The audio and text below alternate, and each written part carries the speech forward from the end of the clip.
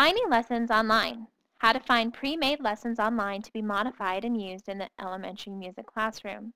Hi, my name is Lindsay Taylor, and I will be facilitating your assignment today. Your assignment as a general music education teacher is to find a lesson online that can be shared with your music colleagues at a district collaboration day. It is our goal to create a database of lessons and assessments that we can use that will reinforce the benchmarks that we have. The lesson that you share must support one of the music benchmarks in either singing, reading and notation, playing, or composing. The requirements for those lessons are: it must reinforce a benchmark. When you are sharing your lesson, please state the grade level it is for and the benchmark that it reinforces. It has to be interactive with the student. The student has to participate by either singing or playing along to the lesson. Have them using manipulatives to either compose or notate. These can be manipulatives that are found in the music classroom, or it can be manipulating the smartboard if you have one. Today I will be giving you examples of lessons that you can share. I have a list of 4 things that I'm going to share with you, but this is certainly not a finite list. You can choose anything you would like as long as it supports the assessments that we are doing in our classrooms. Today we will be talking about Smart Exchange, Pinterest, YouTube, and music blogs. Smart Exchange is a great online resource for finding different lessons. This is for use with smart hardware such as a smartboard or a smart slate. Or if you're in my district, we all have access to Smart Notebook, which is the software that comes along with it. It can be used even if you don't have a smartboard or a smart slate. This is a great collection of lessons shared by fellow music teachers, and the web address is below. Let's go ahead and go to the Smart Exchange website.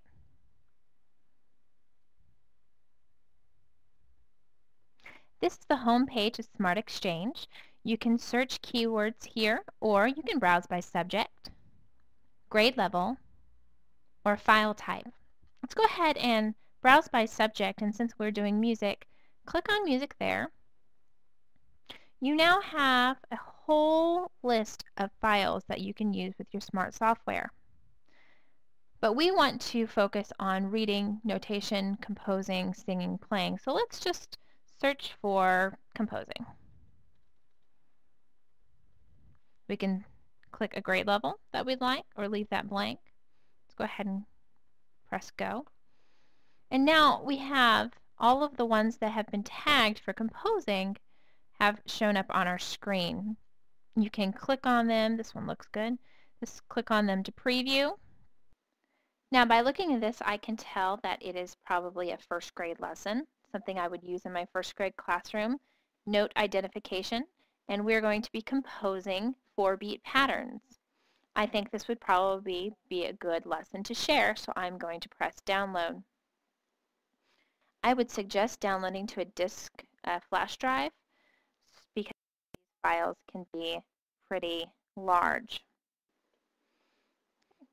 Once it's downloaded, you can then open it up. The student can now manipulate the notes to create a 4-beat pattern. They can say the pattern. They can play the patterns. I think this would be a really good lesson in first grade to help reinforce that composing aspect of just beginning composing with 4-beat patterns. So this would be something that you might want to share. Another online resource is Pinterest. If you have not heard of Pinterest before, it is an online bulletin board. It's a great tool for finding creative music ideas, and you can create different bulletin boards as a way to save different lessons you find. So let's go to Pinterest. You do have to log in, create a profile, and then you can search for what you want. Let's go ahead and do music classroom. Now Pinterest is hit and miss. Anything that is tagged music in classroom is going to show up. But if you scroll through, you find different music blogs. You can click on a tab to make it larger. Click off to minimize it. classroom music activities. Here you can find so many ideas that will support your curriculum and your assessments in your classroom.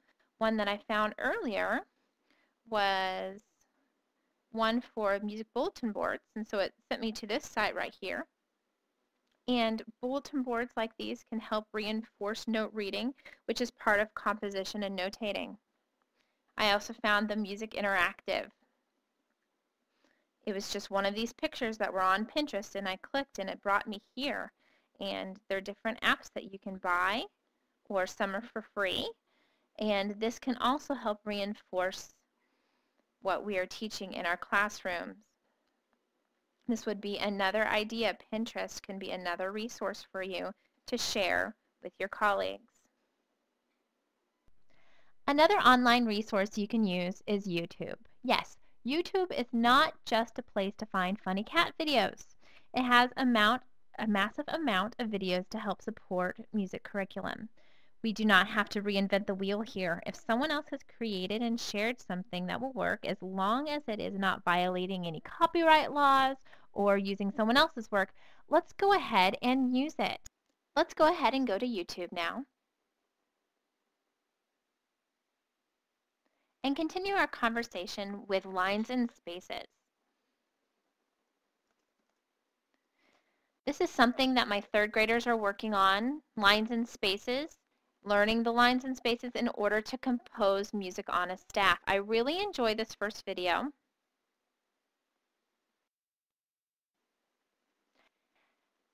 Now, it's not like going to let me play the video and so you could hear it, but I just wanted to say this is very interactive. The kids sing along to it. They memorize the words. It helps them remember the names of the lines and spaces. I can put this into a lesson. I can modify it for my classroom, build a lesson upon it, and then do an assessment for it. This would be another really great resource to share with your music colleagues. The last resource I would like to share with you is blogs. We are in an age where information is found right at our fingertips. Blogs are a way for teachers to share ideas and lessons they can use in their classrooms. I'd like to show you a few of my favorite blogs and how you might go about searching for a blog to find a lesson that you could share with your colleagues. The first blog I'd like to share with you is yourangelofmusic.com. So here is a elementary music teacher blog. She shares different resources that she has. She has ideas for games. Games are a great way to reinforce skills for assessment. And now, if you look for blogs, you don't have to come up with those games. You can use someone else's idea and modify it for your classroom. I love Mrs. King's Rock Spot at Blogspot. She has the most creative ideas and she is willing to share. And a lot of our music curriculum is the same across the country, and any of these ideas, such as the caterpillar with the beats, this can be used in our classroom to reinforce different skills and assessments. I like From the Music Classroom, Crafty Music Ed Mom on Blogspot. Meter and beat is a skill that one of our benchmarks that we have to reinforce. And it just gives you fun ideas. I mean, really, the ideas are limitless. How did I find these blogs? It's as simple as going music classroom blogs. You could put elementary music classroom blogs or maybe composing classroom blogs, but anything that you can find on Google, and just have fun exploring and finding new lessons to use in your elementary classroom. So let's recap your assignment. You are to find a lesson plan to share with your music colleagues at a district collaboration day. These lessons must support a benchmark that you are addressing, and they must have an interactive component to them. The children must be actively singing or playing or creating. If you have any questions, feel free to email me at the address located on the syllabus. Until then, I hope you have fun researching your lesson plans, and I look forward to hearing them. Thank you.